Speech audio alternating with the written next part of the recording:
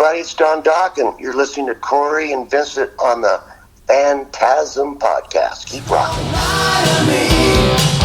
Don't treat me like a fool.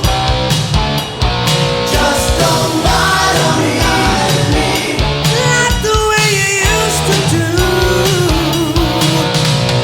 Phantasm.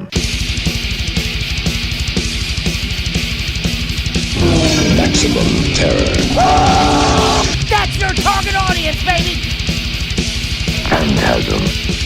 And you know something? I sort of enjoyed it. Phantasm. Sell the metal!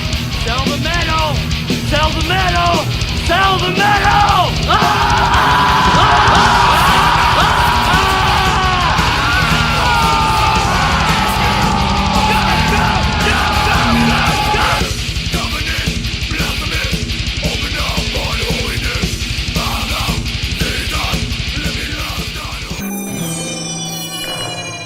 Phantasm. Hey, this is Dr. Vincent West, medical doctor with the FANTASM Podcast. Literally one of my favorite people ever in music today. We're speaking with Dokken, and we're going to be talking about the new Dokken album, Heaven Comes Down, from Silver Lining Music, which comes out October 27th. Don, how are you doing, my friend? I'm doing great, boss. I'm a little husky today because I just got home last night from playing for 8,000 crazy fans in Massachusetts, but it was great. Awesome. Night, no rain. So that was fun. It's a huge fair they've been doing forever, but it's been raining for 2 weeks, so I felt really bad. And we got lucky. We got on stage, and it was like 70 degrees and blue skies, and I was like, great. Awesome. So it was a fun show. Very cool. So this new record, when did you start the songwriting process for Heaven Comes Down? God, probably over 2 years ago, or 3 maybe. Uh-huh. But, the world went to hell in a handbasket, because of COVID. And we couldn't tour. And because of the fact that I'd moved out of the state, and my guitar player's in LA, and my rhythm section's in Connecticut, so it took a long time for me to write all the songs. And what slowed us down was, I don't know if you read it on the internet, but my right arm got paralyzed. I'm so sorry. I can't play. Yeah, it sucks. I can't play guitar anymore. I can't play bass. I can't play piano. So it's over, But, I'm over it. It's been 3 years since my surgery, and the doctor screwed up. So I said, how are we going to make a record? So I just started digging around, all these hundreds of songs I've never finished, and I said, it's got to be a great record, because this is our last record. Right. We won't be making any more records because I can't play. Right. And, John still plays great, but he can't get in my head. I have to be there and guide him, Right. So I'm happy, and we actually delivered the album a year ago, finished. Wow. I don't know what's taking so long. I mean, it's October. We gave it to him last October. And I went, what the hell is taking so long, man? Let's get this sucker out there so I can... So they kept telling me they didn't want me to play any of the songs, the new songs. Because, these days everybody has an iPhone, and they'll record my live, and it'll be on the internet the next day, bootleg. Right. So we're chomping at the bit to start playing some of the new songs after Heaven Comes Down. So was this record, with everything that's went on with you, with your arm and everything, was it completely different going in and recording Heaven Comes Down, or what was it like what was that like, making the record, like going in and actually recording it? Well, I could take, 6 months off the therapies. My right leg was partially paralyzed too, my right arm, and I'm like, well, what are we going to do if I can't, make demos? Right. And send it to John, and then he plays them better. And so that was a really unusual process. But we finally got through it, and then COVID hit, and we weren't playing. And so I would just fly to LA, like every 6 weeks, and go to my guitarist, John Levin's, and we just woodshed in his studio. Right. And we were writing 2-3 songs a weekend, and I'd come back to New Mexico. And so it took some time. And then I really was critical about, I wanted Kevin Shirley mixed the record because he's the best of the best. Fuck yeah. But he was booked like a year in advance. So as soon as the Iron Maiden album was done, I called him. He's in Australia now, so I had to send all the tracks to Australia, and we were just going back and forth on the mixes. You know, I've always been involved in mixing. I've always sat there in the studio and said, you know, more bass, more guitar, less reverb. Right. But I had to do it over the phone it in. It was really difficult. I bet. We ended up with like every song, like 6 different mixes. Oh shit. And I started getting lost. I was like, so I started just sending those, you know, the mixes to the band, and I'd say, okay, you want mix 1, 2, 3, who likes what best, and we finally came up with a consensus of what the best mixes were. So we went through all that, and then we had, you know, designed the album cover by bass player Chris McCarville's an artist. He drew the cover. It's amazing. And yeah, it's a cool cover, and so just a long process. But the whole thing with my surgery, I mean, to be honest, I mean, the first 3 months, you know, I couldn't even, you know, walk. I mean, I was in a walker, you know. Oh my God. So yeah, that doctor really butchered me. So that's another story. But you know, that's the way it goes. You know, I tell myself I played guitar 50 years, and I've had a good run, and we got through it. And the best news was, you know, we picked, I think we recorded 20 songs. Wow. And we narrowed it down to 14 of the killers, and the label only wanted 10. And I said, I disagree with that, but they didn't want, you know, we're putting this album out on vinyl, and you can only put 10 songs on it. And they didn't want more songs on the CD because it would conflict with the sales of the vinyl. Oh, so maybe at some point, you know, you get it. They're going to go buy the CD. Right. You get 4 more songs. So I said, all right. So we ditched 4 of the songs. I'm hoping down the road we can put out a bonus edition with the 4 bonus tracks. And as far as the extra tracks, do you think they'll ever see the light of day, the other 6? They will. 4. Other 4. Oh, 4. Sorry. Yeah, 4.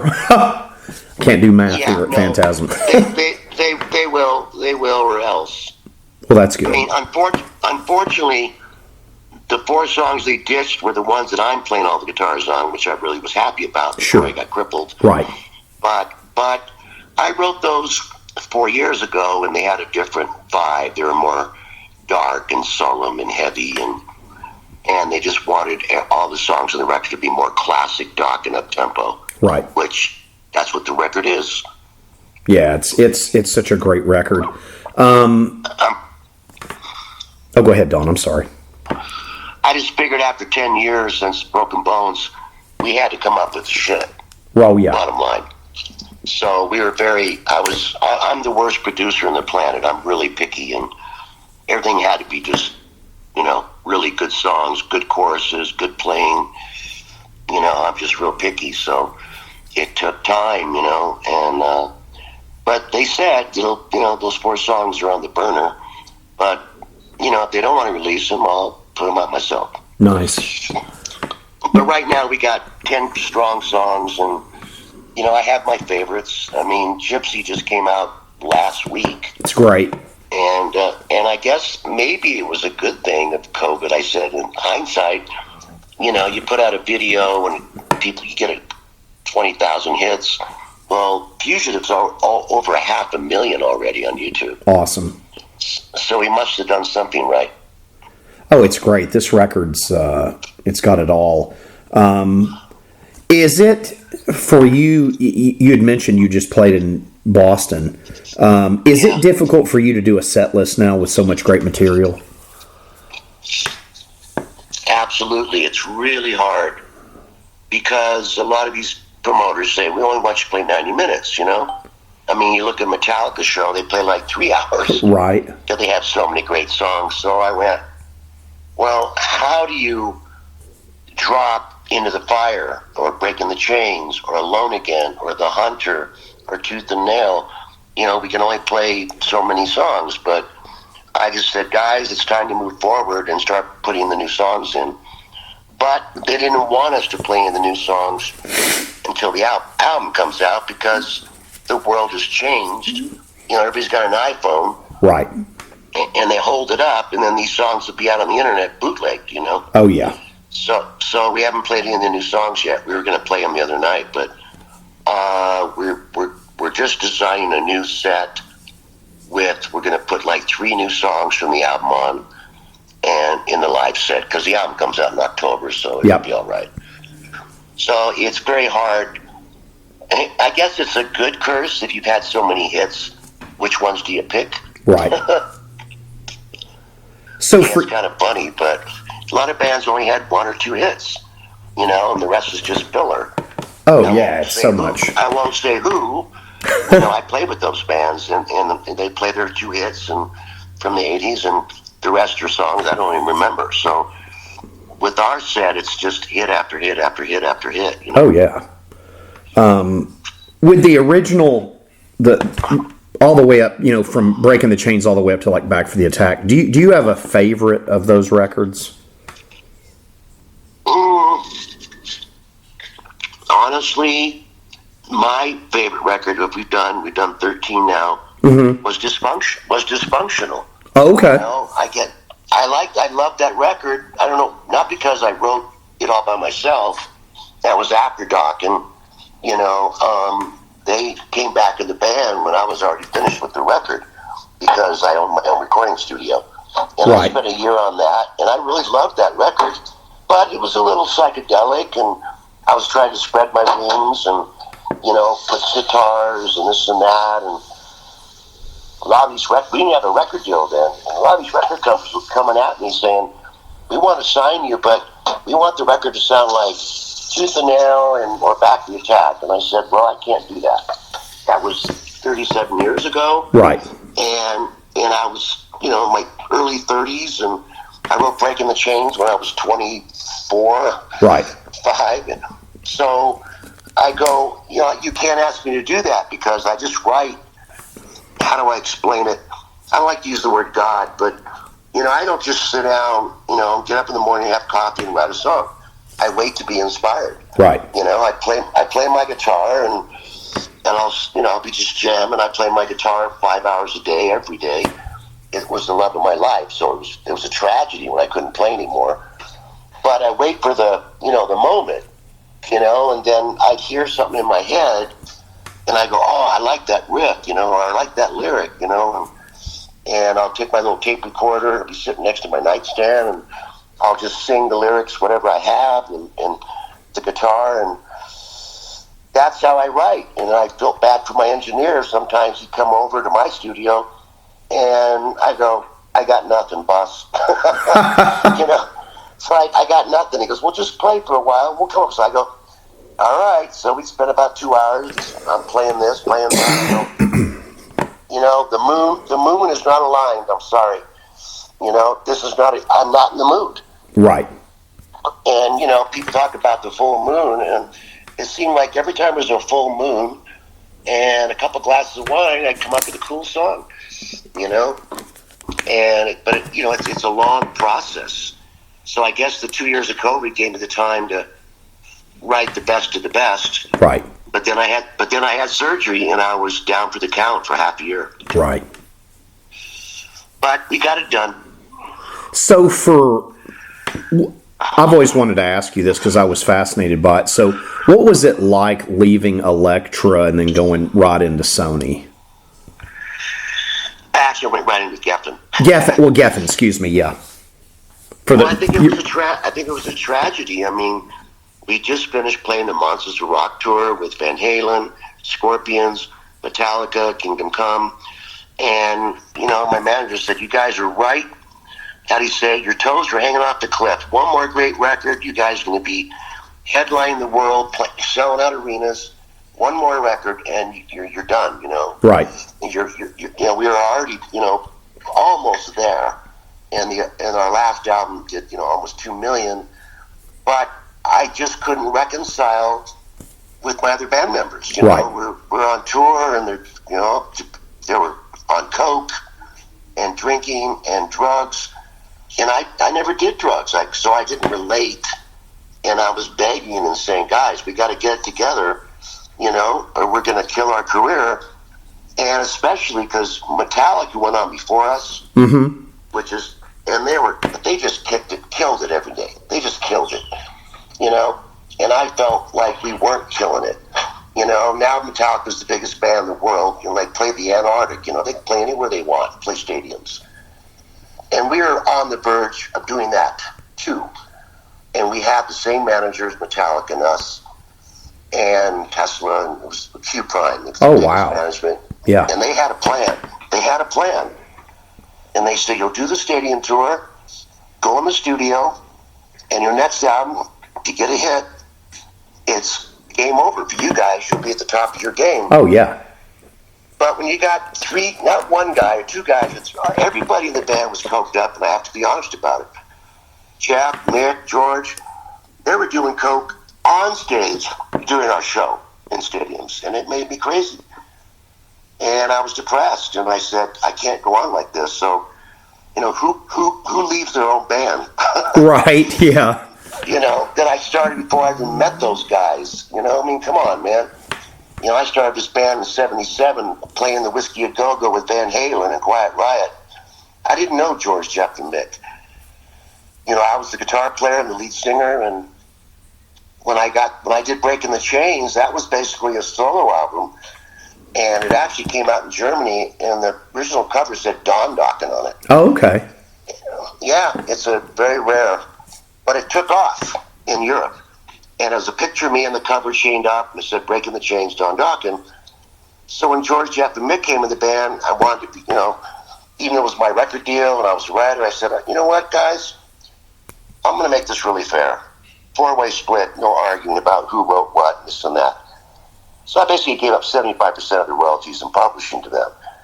But, I thought the more famous we got, that they would kind of come around. Oh, yeah.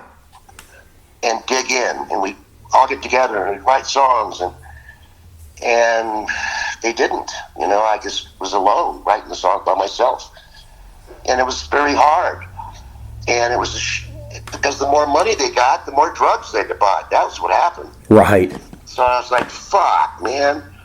And I tried to get the management involved. Can you talk to the guys, get them in rehab, and Cliff would say basically, "Hey, we manage the band, but we're not psychiatrists. You guys got to work it out amongst the four of you." Right. And if you look at that movie, Metallica, they had the same problem. Remember? They had a therapist Oh, yeah. in the studio with them.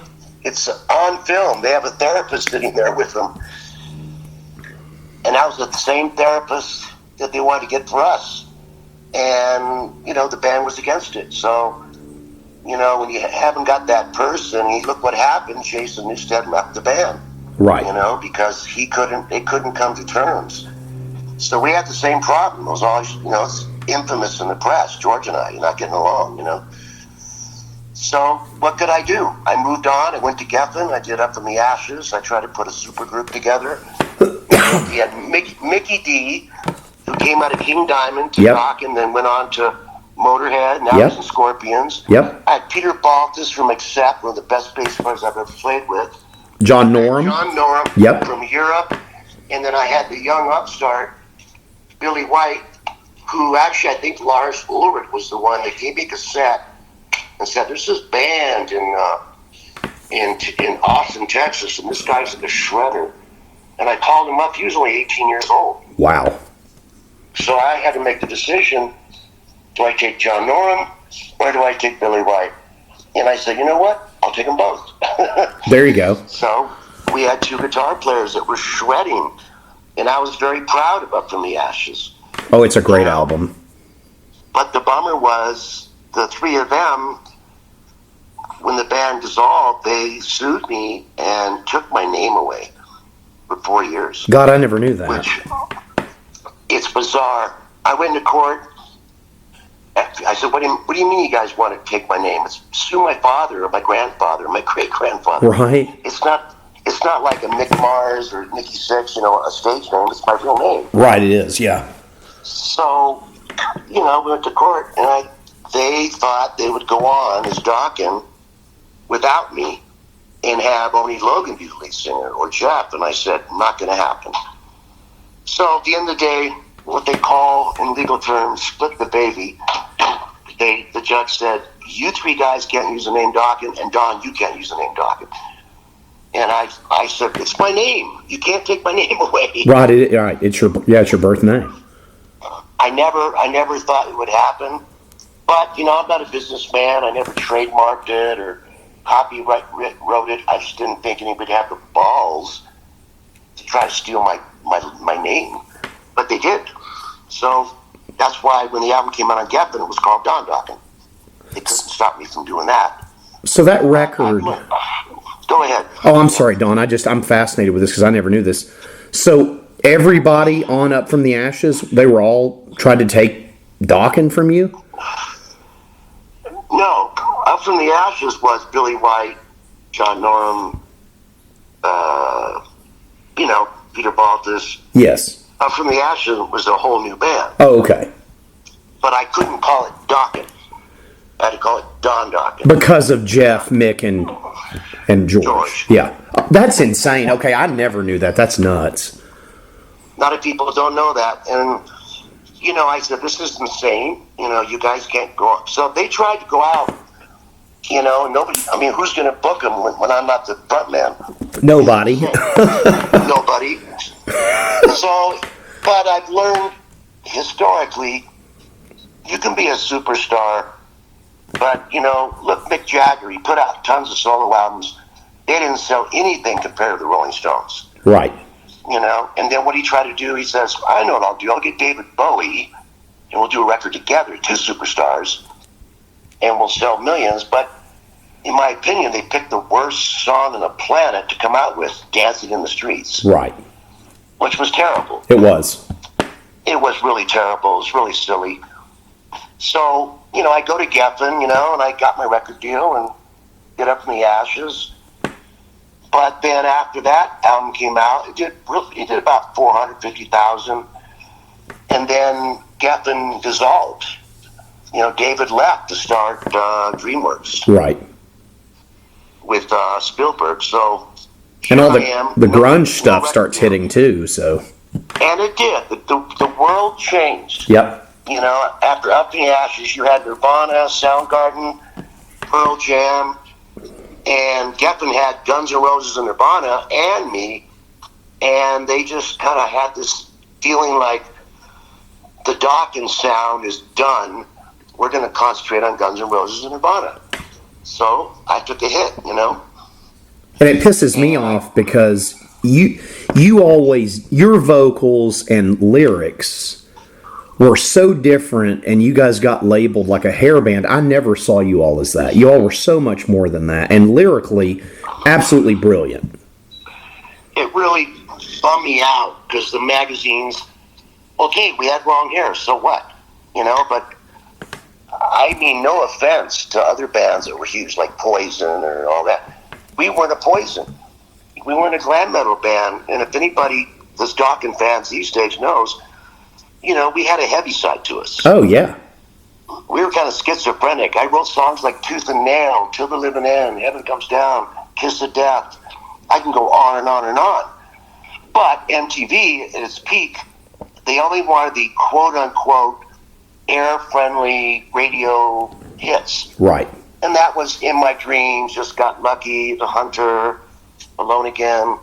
So I really took offense of that magazines going, and one of the best hair bands, I go, we're not a hair band.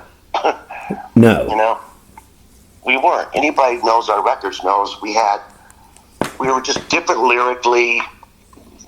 George is a great guitar player. We weren't a hair band. No, absolutely not. But we got labeled with all those bands, and Winger, and all kinds of bands. Everybody got labeled as, from the 80s, you're a hair band. Oh, I know. And I go, well, tell that to Judas Priest and Motorhead and Saxon, and it was bullshit. But it happened. That new term came out, and then it kind of fractured. As you remember, it was like used to be like hard rock, heavy metal. Then it turned into like thrash metal, speed metal, death metal. I mean, everybody started labeling these bands with these different names. And where did we fall between the cracks? Because we had big hair, so I kind of sat out, in the early 90s till that died down. And it's sad that all those they were great bands, but if you look, they're all dead. Yep. You know, Alice in Chains, Lane, and even Chris Cornell, and all these people started overdosing and hanging themselves. And it was an interesting thing that all these big grunge bands, the singers started dying. Yeah, it's crazy. And it was crazy. So I just kind of rode it out, you know, between Dysfunctional in 91, you know, down the road. Then we got back together and did a record called Shadow Light, which I hated. And same problem, you know, the band, those three thought, you know, we need to be, you know, sound like Monster Magnet. Right. And I'm like, no, we're Dokken. Let me just write the damn songs how the universe dictates. Right. And we went from, you know, 500,000 in Dysfunctional, and then Shadow Light came out, and the original members came back. We sold 50. Right. And I went, ouch, because everybody hated the record. I hate it too. You know, I had to go around the world to promote it. And they're asking me, hey, so tell me about your record. What do you think? And I go, it's different.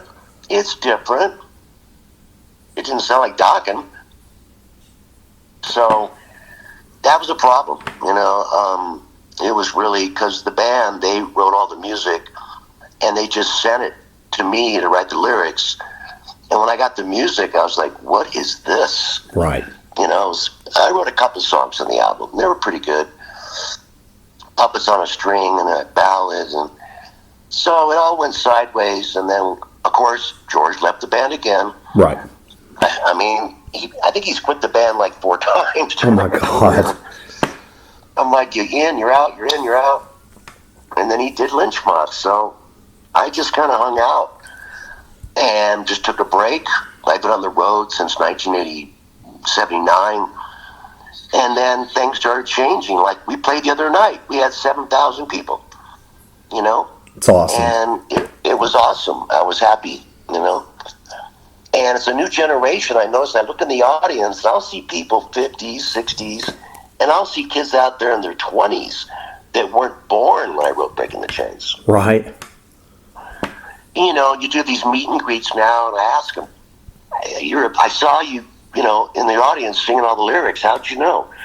And they said, well, our parents, you know, had kids, and you get a job, you buy a house, and things change. You're not partying anymore. And they handed all their 80s rock down to their kids.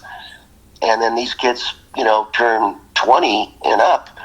They never got to see Dokken. Right. So now they're all coming to the show, which is awesome. It is. It's incredible. It is. For you, is it, as far as, like, go back early 80s, you guys are out doing the club circuit, you're playing and whatnot. Yeah. So Juan Crosier was there before Jeff. Yeah. He was original. I did my first tour in 79. It was Juan Crosier, Greg Pecca, and me. We were a 3-piece. Okay. And then I did demos. And that's what came out a couple years ago called the Lost Tapes. Those were demos we did in Hamburg. And I lost those tapes for 40 years, and I finally found them during COVID. And I said, well, let's put this out just for people that are hardcore Dokken fans. They can see our roots, you know, right. Long before Jeff, George, and Mick. And then the same problem happened with Juan. I mean, Juan and I, you know, toured, but he didn't get along with George either, you know. Really? And he was kind of playing with Rat, playing with Dokken. And when I got the record deal, Juan just said, I don't think I can play with this guy, you know? Oh, wow. It's just, he's too eccentric, you know? So he went to Rat, which was a good call. They got really big. And that's when I finally got the record deal in America. And we landed a tour at Cloister Cult. Nice. In Alvanova, and we had no bass player. And I was like, oh, shit. So I went down to a little bar, and I saw this copy band playing with a girl singer, and Jeff was on bass. and I said, hey, you know, I'm Don Dokken. We have a record coming out, and we got this huge arena tour, 10,000 people. Do you want to join, you know, the band? And we auditioned him. And the funny thing was, he goes, I'll have to think about it. And I went, wait a minute, you're playing in a bar. You want to play in a bar and sing Little Red Corvette? Or do you want to be in Dokken and go out and play arenas? I mean, he actually had to ponder it. I was shocked. That's crazy. So, yeah, he wasn't sure he wanted to be in the band. I was like, okay. So he finally joined, and the rest is history. You know. How did you find Mick? Mick had been playing with George and known George since high school. Oh. Yeah, literally. And, you know, they grew up together. And I actually, when I was in Germany doing demos, getting ready to put a band together, I remembered Mick because they were in a band called The Boys. Okay. And they were great, you know. So I called Mick and I said, hey, you know, gave him the whole spiel.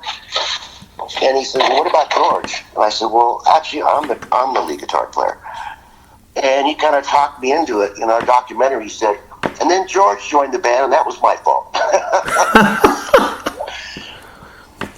That's so funny. that's how George got in the band, because I just wanted Mick.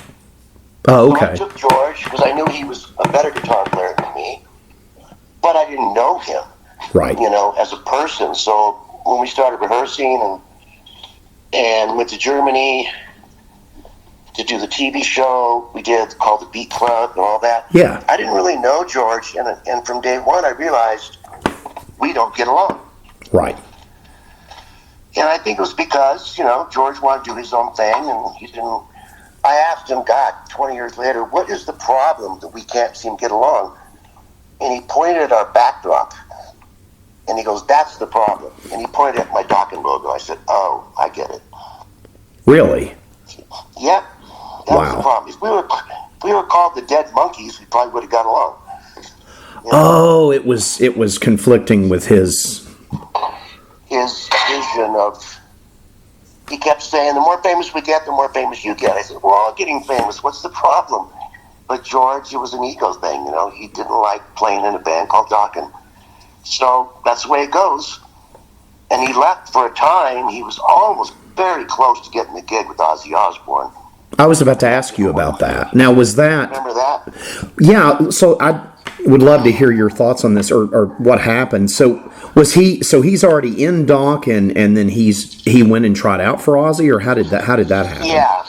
Well, I hired them to come to Germany to play the record. Okay. They weren't in the band. They were just hired musicians. Gotcha. And then the record started to explode in Europe. They went back to America. George had the offer to go audition for Ozzy. I think it was down to him, Jakey Lee, and somebody else after, you know... the cat from Night Ranger. Right. That's right. Brad Cat Blades. Gillis. Brad Gillis. Brad Gillis, Yep. yeah. So George left, and I think he thought it was a sure thing. They flew him to London, for God's sakes, and he was at the top. But they decided they didn't want George for probably the same reasons. They thought he was too eccentric. And, hey, I know a lot of great guitar players. They're all eccentric. Oh, yeah. You have to be a little nuts to be good, I guess. I don't know. So we were getting ready to showcase at the Whiskey, and I actually had Warren DeMartini, who had been playing a Rat, and he joined the band for a minute, and we showcased with him. And I remember the night we showcased, and I could see George out in the audience. And I was like, what the hell? You know? And I was going, what? Is that George? And he had come back, losing the gig in Ozzy, and he literally pulled Warren aside, he was like 18, and telling him, you don't want to be a Dokken, man. No, man. You know, Don's a pain in the ass. He's a prima donna. He's an asshole. You don't want to be in this band, because he wanted his gig back. Right. And then the EP came out with Rat, Juan and Warren went with Rat. So I took George back, and my mistake. Is it weird that you made such amazing music with it? What almost feels like three strangers. It was. I mean, people, I think everybody believed in Dokken, and we were kind of like a Van Halen, where George wrote the music and I wrote the lyrics, but it wasn't like that. I wrote the music too. Not everything. George wrote a lot of songs. Right. As far as the big hits and singles, it was mostly me. You know, in my little apartment, my little 4-track recording machine, and the three of them would, you know, get an ounce of cocaine, and they were all writing together, and they'd present their songs, and I'd present my songs, and the label would pick which songs go on the record. And they always ended up being mostly mine, and I think they thought I was in cahoots with the label or something. That was Tom Zutaut, who signed Guns N' Roses and Motley Crue, and famous A&R guy. I said, look, I don't, you know, he's picking the songs, not me.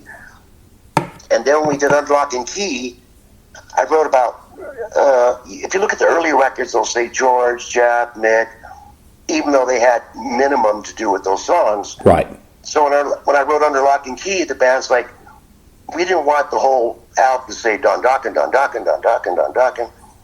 So they said, okay, we're going to change the credits and say, all songs written by Dokken, period. Right.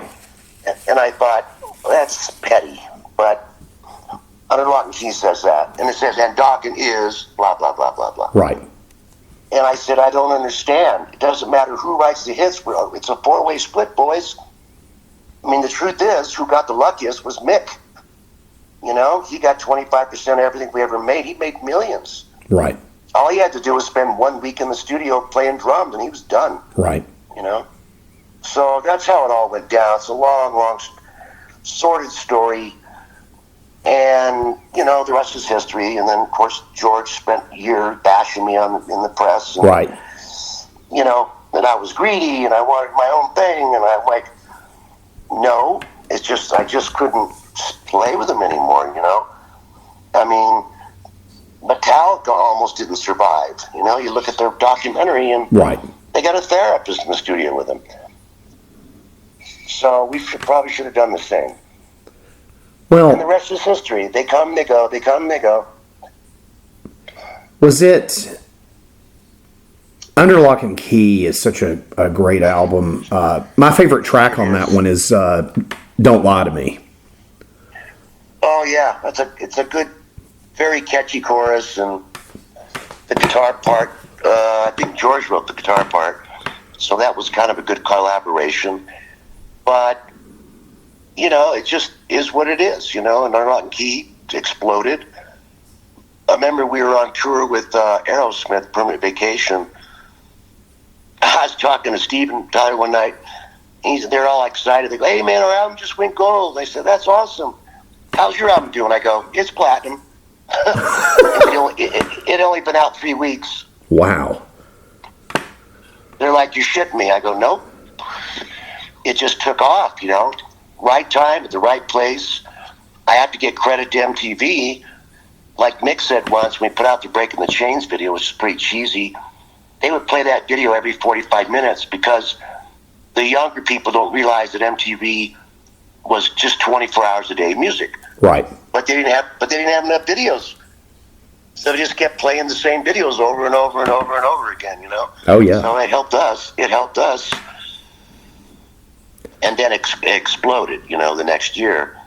But then it all kind of changed. You had Blondie and Devo and the New Wave and, you know, and Bowie. And everything was going every which way. And then, of course, Quiet Riot, who I played for forever on the Strip, they went to number one. Oh, They're yeah. the first hard rock band, and they knocked Michael Jackson out of number one. That's crazy. Which was pretty amazing, huh? Oh, yeah. So everything was great, you know, but we all just wrote what we wrote. But there was just this constant, you know, I asked Jeff, after a year of touring, I said, "Why'd you hesitate, you know, to join the band and get out of that damn bar?" Because he is a lead singer and he wanted to be a frontman. Oh, I didn't know Start his that. own band. Yeah, he wanted to be a frontman. And I said, "Well, I'm sorry.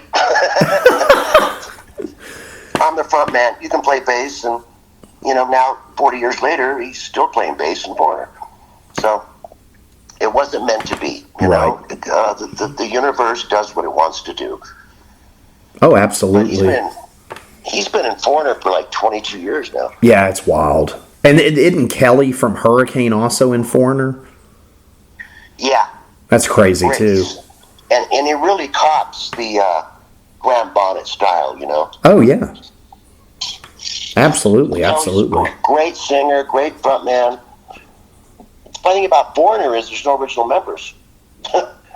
Nobody cares. They're still playing big venues, but you know, Mick shows up once in a while. You know, but basically, I don't know who's in that band. You know. Yeah, I don't either. I don't.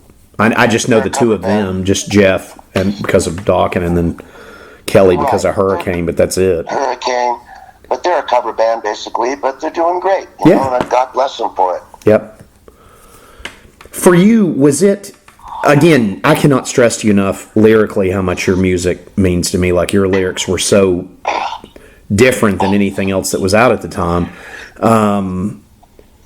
Some of it very dark, and I really related to a lot of it. Some of the stuff on Back for the Attack, Yeah. and I loved it. I was listening to Lost Behind the Wall before we did this interview. Oh my God, what a kick-ass song! And I wrote that when I was going to Germany in the 70s. We actually, with Juan, went to East Berlin, which was still the Russian side. Right. And it freaked me out, you know, being American, and, you know, they got tanks and machine guns, and you go to Checkpoint Charlie, and, you know, and people were trapped, you know, half the city was communist, and half the city was, you know, democratic, and Yep. and that's what inspired me to say Lost Behind the Wall. That's how I wrote it. It's about the wall, the Berlin Wall. Just everything you did lyrically. I mean, I still can't get over because it was so much different, and your vocal style was so much different than everything else that was out. Yeah, much different. Like Lost Behind the Wall, in the middle of the song, I say "Die Mauer muss weg," and that is what our president, when he went there, "Die Mauer muss weg" was their slogans. That meant tear it down. You know, so in Lost Behind the Wall, in the middle, I say "Die Mauer muss weg." That was like tear the wall down, and like 2 years later, they tore it down. Yes, they did. So those are my inspirations, you know. I mean, I wrote "In My Dreams," you know, in Puerto Vallarta on vacation, sitting on the beach with a bottle of tequila, you know, and I wrote the whole song in 20 minutes. Wow. It was a perfect night, and the stars, and I was thinking on I don't know what I was thinking. I remember I scribbled the lyrics on the back of a magazine, and I came home and demoed "In My Dreams," and I remember George hated it. Oh God. And he didn't want to do it, and the record company said, "No, you got to put that song on the record." So, you know, it's a bummer that I have to wait to be inspired. I'm not a technician. I don't just pick up my guitar and write a song. A lot of bands did. Right. I remember Gene Simmons lived on the same street as me when I had my house in L.A. up in Benedict Canyon. And it's like it was the street that all the rock stars lived on. And Gene invited me over for Thanksgiving. We had a nice dinner, and Sharon cooked, and his kids were fans of Dokken. And afterwards, me and Gene would go in his office where all that, you know, God, everything, you know, dolls, coffins, anything that, I mean, he was a genius at marketing. Absolutely. I remember I was sitting there and I said, "Wow, you should put out Kiss condoms." He goes, "Oh, I got them. They're right here." He put this in a jar. "Hey, take a couple." And I went, "Man, you didn't miss anything." And, you know, they were huge. He was telling me how the millions and millions of dollars they made in the 70s on Halloween costume masks. Wow. You know, because you had the cat and the demon and Ace, and, you know, they made millions of dollars on Halloween costumes. Right. And so I said something about, I was working on a record, and I said, well, it's taken a long time because I have to wait until I'm inspired. And I say, well, it's, because for me, it's 80% inspiration and 10% work. And he said to me, no, you got it wrong. It's 80% work and 10% inspiration. And I said, Gene, you're punking me. You don't really believe that, do you? You know? And he said, yeah. But so we had different feelings about how you write a song. Right. I found that really funny. 80% work, 10% inspiration, 20% inspiration. It's incredible. So let me ask you this. Dream Warriors, did you get asked to write the song for Nightmare on Elm Street Part 3, or had you already written that song and the label sold it to them, or how did all that happen? They approached us to write the track, and that was the first time anybody had told me what the chorus had to be. Oh. You know, that they'd already titled the movie was going to be Dream Warriors.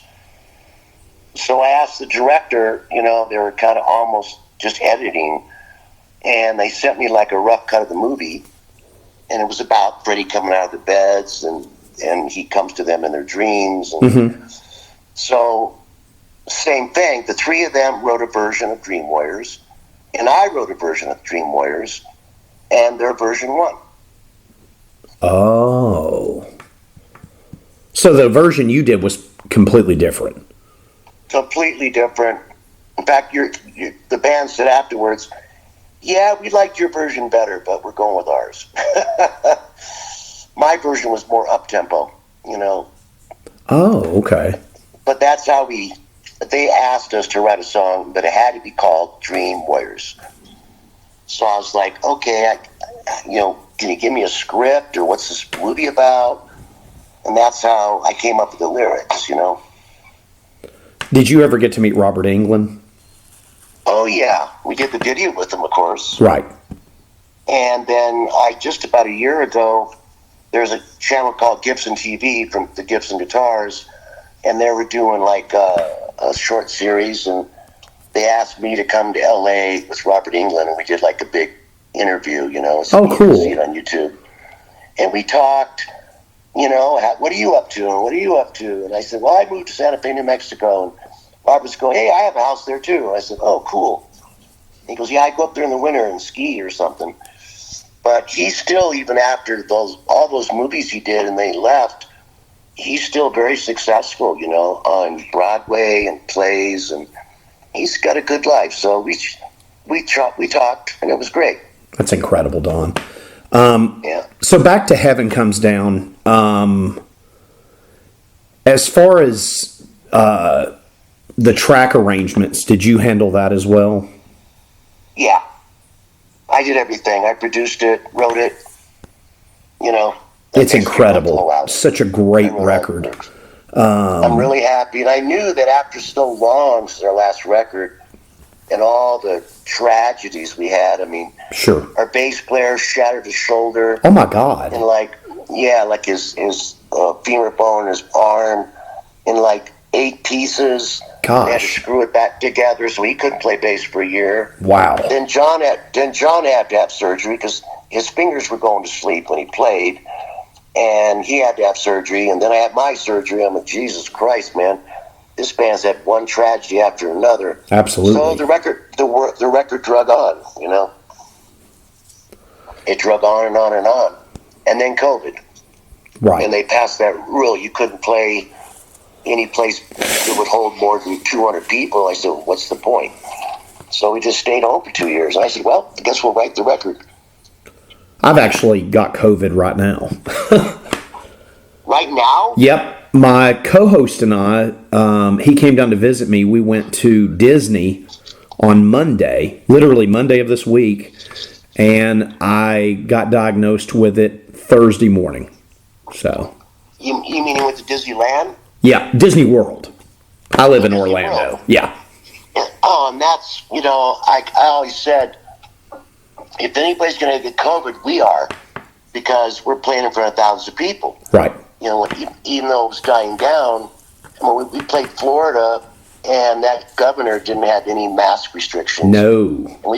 And we played in front of, like, in Orlando, we played in Florida for like 25,000 people. Wow. And I said, guys, don't talk to anybody. Don't shake any hands. Keep your mask on. Go straight to the hotel. Go to your room. We'll go straight to the stage, take our masks off, and play, and put our masks right back on. Fucking A. Because I thought, sure, if anybody's going to get fucking COVID, we are. Right. You know? And I never got it. I think I got it about a year ago, but I'd already been vaccinated. I just felt like shit for about a week. Don, I had it last year and it almost killed me. And they said if you don't vax, some people are against vaccination, some were for it. Sure. But all my friends that didn't get vaccinated, they got really sick. Oh, yeah. I just felt bluish and tired and Right. headaches, and so I did the 3 vaccinations. But now they're saying you need to get another one, and I'm like, I'm over it. No more shots for me, or I'm going to be sterile. Right. It's I awful. can't believe it. It's awful. Yeah, everybody said you feel like you want to die. Yeah, it's not good, and I'm on a drug called Dupixent for my eczema, and it lowers my immune system.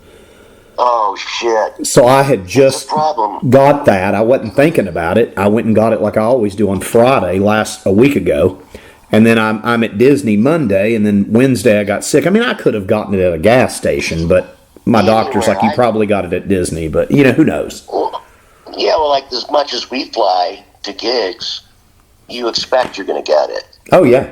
And I don't think anybody in Dokken got it. I don't think so. I don't Thank God. remember. I think John maybe had it, but it wasn't a bad one. That's good. But I've been lucky, knock on wood. And then my girlfriend's been sick for 3 weeks, and I said, but I went down and got a test, and I thought she had COVID, but it was negative. Good. She's just got the flu. Well, I mean, I hate that she's sick, but thank God it's not COVID. I'm telling you, it's bad. And everybody that got it said, I just wanted to die. I couldn't breathe. My chest hurt. Oh yeah, it's horrible. And you're older. And when you're older, it's not fun. And I'm on. They gave me, if you end up having to get it, if you're allowed to take it, and a lot of people have health restrictions, they gave me the same thing I asked for it this time because they gave it to me last year and it saved my life. Is Paxlovid, the pills? Right. Let me tell you, Don, it's a godsend. I'm on it right now, and I'm already starting to feel a little stronger. It takes a while to work, but it works real well. So yeah, I actually had a prescription for that too, and he said if you're feeling crappy and test positive, just take the Paxlovid. It'll just ease your pain. Oh yeah. But it changed everything, and I mean, it's a terrible thing, but I had the time for 2 years not touring to write Heaven Comes Down. The title, was there a specific inspiration for that? Yeah, well, it's one of our songs. I know that. I figured, I was assuming that, but I figured I would ask you. I don't know why I do that. I always title the records, and it's always off of one of our songs. But I figured I wouldn't get COVID because I moved out of LA after my whole life, and I live up on a mountain, and my nearest neighbor is a mile away. Wow. I mean, I'm pretty isolated.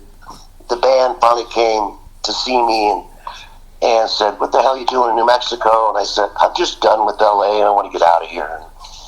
And I want to have no neighbors, and I want peace and quiet. And so I finally found this crazy house that was sitting up on a mountain all by itself that some eccentric millionaire built, and had been sitting there for like 2 years empty. Wow. Because to get to my driveway is a mile long. That's awesome. A mile. And I realized why nobody bought it, because in the winter it snows here. You can't even get up unless you're in four-wheel drive and chains. So I bought it, and I've spent 3 years renovating it. It kind of looks like an old Italian villa. It's amazing. Very untraditional New Mexico style. And I said, well, we'll just buy a lot of groceries and we'll hole up, It's awesome. So we just stay away from people and not go out in public, and all the restaurants were closed down, and so I didn't get COVID. I finally brought the band up here, and they're like, when you said you lived remotely, you ain't kidding. You weren't fucking around. No, and that's what the song Fugitive's about. Really? Yeah, like I'm a fugitive from life. I said, I'm bugging out, man. I mean, you look at the world. I mean, it's so sad, the wars and you got murderers like Putin, and the Ukraines and war, and the crime rate's gone through the roof, and you have fentanyl epidemics. 100, 200 people a day die from that fentanyl. Oh, I know. And it's the the whole world changed. You know, back in the 80s, you got your cocaine from Carlos Escobar, and it didn't kill you. You didn't do too much of it. But the world changed, and I just said, man, it's like the apocalypse. So I moved up here, and I just look out my windows, and I can see 100 miles in every direction, and there's nothing. It's just me and the mountain and our dogs. That's amazing. Sounds like Castle Dokken. Yeah, that's what my agent said. He goes, "How's your castle coming along?" I said, "It's coming along." The bummer was I got about halfway done remodeling, and then I lost my right arm. So I'm sorry about that. I got paralyzed. It really sucked. And they said, "It'll come back. It'll come back." I just had supposedly a very simple spinal surgery in my neck, and the doctor totally severed all the nerves in my right arm from the shoulder down. It really fucked up my life, you know. I'm sorry, Don. That's horrible. I can't even hold a screwdriver. I'm not left-handed, man. So, you know, it's taken some time to finish it, but I'm about 99% done with this place. I'm glad. I like the peace and quiet, and, you know, I can turn my marshals on 10 and nobody hears me. That's got to be nice. It's paradise. I mean, it's different. I was born and raised in L.A. Right. I never thought I'd leave. I lived in Manhattan Beach my whole life. Right. You know, I was a beach boy, you know, and then I moved to Beverly Hills, and I hated it because I'm not trying to sound like a snob, but everybody's so arrogant, and, you know, they judge you on what kind of car you have, you know. Oh, you're driving a 2-year-old car? You must be poor. Like, right. Whatever. So it was time for me to leave, and here I am, and that's the way it is. So, but it made the writing process very difficult because John's in LA still, Chris and BJ are in Connecticut. But with the internet and everything, and we all record in Pro Tools, we just send our files back and forth. And, you know, Chris would cut the bass, send it back to me, I'd put it back in the song. BJ would cut the drums, send it back to me, I'd put it in the song. And then we started making to Kevin Shirley in Australia, so it was a pretty weird record. How we even accomplished it's a miracle. It's so good. It's a good record, and, you know, everybody says, yeah, my new record's amazing. You know, I never said that about Shadow Life when I did press. I went around the world, and every time they talk, and I was with George, actually. We were both on the press tour, and I was like, I didn't know what to say. You know, they're like, so what do you think of the new record? I go, it's different. What's your favorite song? I'm not sure. I didn't want to, I wasn't about to lie, you know, but because I hated the record. And it was our worst record ever. But now, you know, I've been doing press for 2 weeks. Germany, Italy, Spain, France, Russia, Poland. Wow. I mean, I've done so much press, and I'm really happy that everybody says, you say it's a great record. Oh, it's awesome. I think this record, I mean, look, the first video is over 500,000. That says something. And I keep saying, that's nothing. That's just one song. Wait till people start to buy the record and hear the other 9 tracks. I mean, we had the luxury of writing I wrote 25 songs, narrowed it down to 14. The record company took 4 off, which I wasn't happy about. And I hope we do a, you know, special edition with the other 4, because they're dark. Not real dark, but they're just, but the bummer was I played guitar on those. I found it interesting that the songs they didn't want were the ones I played on, not John. It's bizarre. I thought, that's weird, because my guitar style is totally different. And, you know, I wrote them, you know, when I was having problems with my spine. And it became the joke. My son and daughter were at the hospital in L.A., and I'm going to surgery. I look at the doctor. He's supposed to be the best. And I said, just do me a favor. Don't kill me and don't paralyze me. Right. So I said to him, right before I went under, I wake up and my whole right arm's complete. I couldn't move it an inch. I was like, what did you do to me?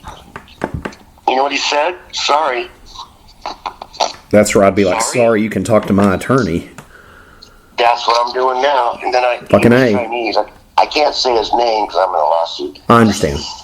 And I said to him, I said, what do you think would have happened if you did this to Yo-Yo Ma, the most famous celloist in the world, and you crippled his right hand so he couldn't bow anymore, and he told everybody who you were? You'd probably get disbarred or kicked out of the hospital. I said, I haven't told anybody who you are, I'm not allowed to. Right. And what does he say to me? He goes, yeah, but you're not Yo-Yo Ma. I found that very insulting. It is.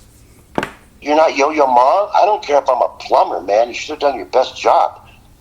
Well, yeah, absolutely. I've got 14 titanium screws, 2 titanium plates, all the way down the middle of my back. I mean, I can't even turn my head more than 1 inch left or right. I can't look down. I mean, he really fucked me up, man. I'm sorry. That's awful, Don. Yeah, it's a bummer. I realize now, though, you go through phases. First, you go through depression. Then you get angry as you got screwed. And then you go through, I want revenge. Fucking A.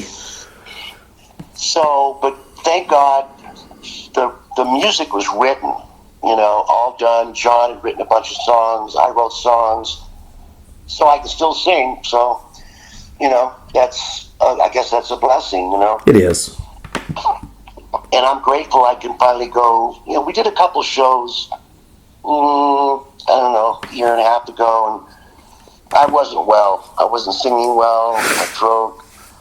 I couldn't stand on stage for 2 hours. I had to sit down. My legs would give out. Sure. Because of the paralysis. So I told the band, let's take a break. I got to get well. So I go to the gym Monday, Wednesday, and Friday and just work out.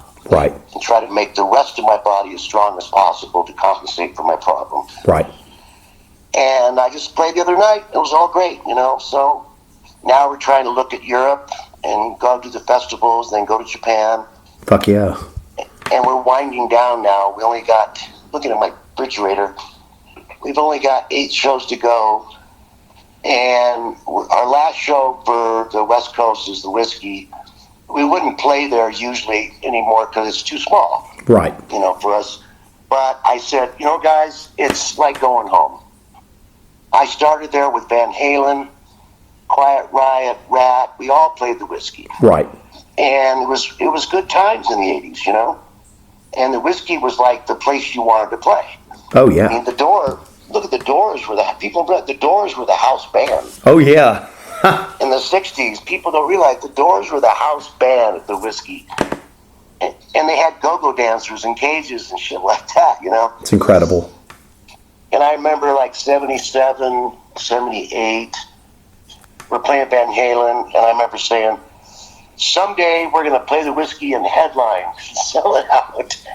I never realized we'd end up in stadiums, and that's something that Eddie Van Halen and I talked about on Monsters of Rock in '88. And Eddie and I would, sit on the stairways in the hotel if we weren't traveling, and we'd talk about who would have thought we were playing the Whiskey just, 10 years ago, and now we're playing stadiums. Oh, yeah. And Eddie goes, yeah, it's trippy, huh? And Eddie goes, man, I never thought we'd get that far. And when he passed away, it really fucked me up, for a while. I mean, I was crying every day. I miss him so much. Right. One of the greatest guitar players in the world. He was always my favorite. And, Eddie changed the world with his two hands on the neck at once, Oh, yeah. Nobody had done that. I remember I was the lead guitar player and the lead singer. First time I saw Eddie play, I remember thinking to myself, I should just concentrate on singing because I'll never be as good as him. Right. He was a genius. And you know what? As famous as he was, I can swear that of all the rock stars I've met, he was one of the nicest, mellowest guys in the world. He wasn't arrogant. He wasn't cocky. We would just sit around and, drink some beers and just talk about stuff that people wouldn't think about. We talk about amplifiers and pickups and which strings do you use and shit like that. That's so cool. I missed him. And then, after that stadium tour, he just was a great guitar player. And all my heroes are gone, I mean, There's a long list of great guitar players that have passed away just this year. Oh, it's awful. It really is when you get older. I get tired of getting texts. Say, so-and-so died, so-and-so died, so-and-so. I go, you got to be kidding me. Gary Moore and Eddie and God, I can't even think of who died this year. Well, look, Prince. Oh, I know. Yeah, it's awful. I mean, Michael Jackson. Who would have thought, you know? Oh, I know. Or Kevin Dubrow, you know? Oh, yeah. Takes a couple sleeping pills, nothing heavy, a couple cocktails, and he dies in his sleep. I'm like, what the hell? So I'm grateful. I'm 70 now, man. I'm old. And I'm just grateful to still be playing. And I'm grateful that, like 2 nights ago, just 24 hours ago, I was standing in front of 7,000 to 8,000 people. It's awesome. And they knew every song. They sang every lyric. And I was like, this is so cool, and I am so blessed that here we are in 2023, and we have a whole new audience. Yeah, it's incredible. You know, it's really, you know, and we play with a lot of bands, other bands that warm up for us. We usually always headline. But, you know, to be really blunt, you know, a lot of those bands had 1 hit, 2 hits, and that was it. That's our curse. Well, I mean, Too many hits. I could never see a Dokken greatest hits because, like, I mean, the first the first fucking 5 things, everything on there is just, I mean, I was listening to Paris is Burning in the car the other day as loud as I could before I got sick and was just like, I mean, it's a killer. Yeah. And we wrote it over 40 years ago. And I always say on stage, I'm going to play a song, you know, that I wrote, you know, over 40 years ago, and look, kiss my girlfriend, and I say, I'm going to play a song to you hardcore fans, which is the first hit we ever had, and we play Breaking the Chains. Everybody knows it. Oh, yeah. And I'm like, holy shit, it was the song I wrote in 1981, my first single. And here we are all these decades later, and everybody still loves it. It's incredible. So it's really, I mean, if we were, you know, down to that level, like if some bands were just playing little clubs, I would have retired, you know? Oh, yeah. We played Dokken Festival 3 years ago. We had 50,000 people. And I was like, holy shit, we're still really big in Europe. Oh, it's incredible. So I feel blessed. I hope the record does well, but, you know, the world has changed because you put a record out on Monday and it goes on Spotify on Tuesday. Right. And everybody downloads it for free. Right. I yelled at my kids when they used to do that when they were young. I said, I can't make a living when people are downloading our songs for free. Right. You know, there are no more record stores. Nope. You know, we're actually putting out Heaven Comes Down on vinyl. That's awesome. You know? But everything changed with the internet. It changed, yeah. Everybody, you're younger, but when I tell my daughter, who's 34, that there were no cell phones or internet in the 80s, she just can't grasp it. Right. I mean, it's weird. Well, yeah, I mean, and it's, you know, I remember growing up and buying, you know, Back for the Attack on vinyl at a record bar, which was a record store back then. And I remember buying it and then going and seeing you guys on tour. You know? Exactly. And it's completely different now. Well, Tower Records, you know. Oh, yeah. From the whiskey. They were an iconic, huge, 25,000 square foot record store. And when they went out of business, I was like blown away. Yeah, and I remember when Tooth and Nail came out, they painted the whole side of the store with our claw coming out of the water and stuff. That's awesome. But they're all gone. And now there's this big revival of people want to buy vinyl. Yeah, vinyl's very popular and very expensive. Yeah, I mean, I went to Best Buy the other day. I lost my phone to buy a new one. They're selling turntables. Oh, yeah. Like, holy shit. They're selling turntables. Who would have thought? I know they're going to bring 8 tracks back next. I don't know. Well, I have a couple of platinum records, and it's a platinum record, and underneath it's a cassette in the frame. Sure. And I remember I went to Gafton, and they said, "We're not going to be putting your record out on cassette." I said, "You got to be kidding me! Everybody's got a cassette player in the car." And they said, "No, it's over with cassettes. It's CDs now." And my car I have now, when I bought it, there's no CD player. It's all digital, Nothing. yeah. It's all Sirius radio, man. It's completely Anyway, different. I'm going to have to jump here shortly because I got another interview in 10 minutes. Don, I can't thank you enough for doing this. Kids, pick up Heaven Comes Down. Go see Dokken. Heaven Comes Down comes out October 27th. Silver Lining Music. Don, it's been an absolute honor to speak with you today. And again, if I may say one more time, you are literally one of the best vocalists and lyricists ever. Thank you. I appreciate it. And I hope you get better soon. Yeah, I'm hanging in there, man. Hopefully the Paxlovid kicks the shit out of this and I can just get back to normal. But yeah, I mean, if I got it, we wouldn't be able to play, so it's just the world's gone. It's just a crazy world right now. That's why I named the album Heaven Comes Down. It's like all the demons are coming out and the whole world's a mess. And it really is. Oh, absolutely. I can't watch the news. No, it's fucking, it's a shit show. Fentanyl addiction, fentanyl from China and Russia, people overdosing. Every day on the news, somebody gets shot. Yeah, Children are getting, at crazy bastards. These right-wing guys go into, grammar schools and assassinate children. It's awful. That didn't happen in the 80s. No, it did not. I don't remember that on the news. Everybody's 20-year-olds carrying around an AK-47. What No. the hell? Everything changed.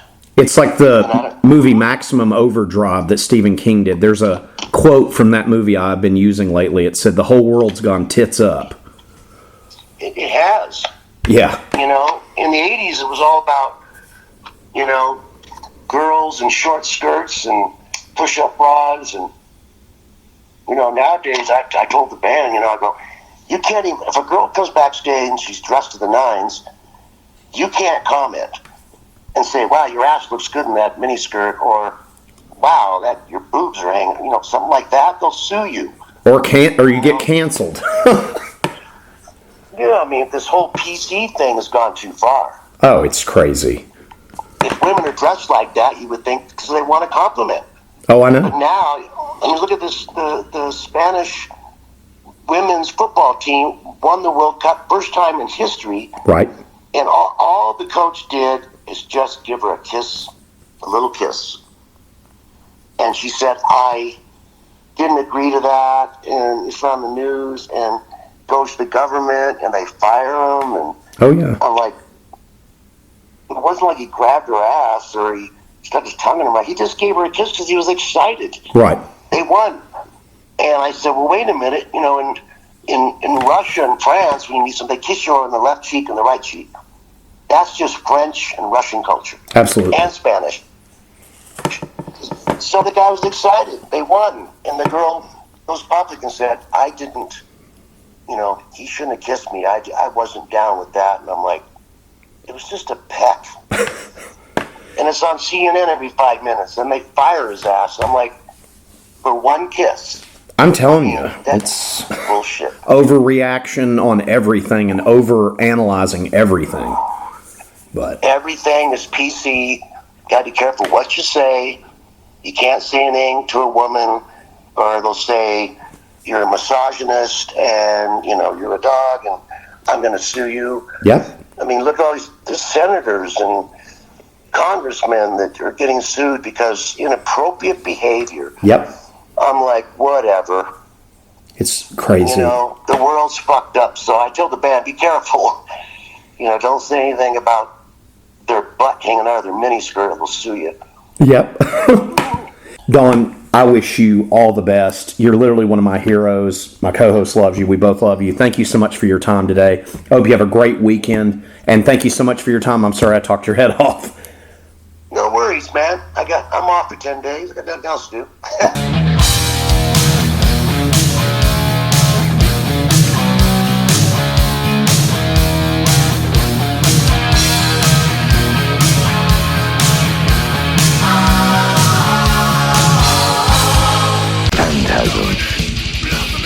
And you know something? I sort of enjoyed it.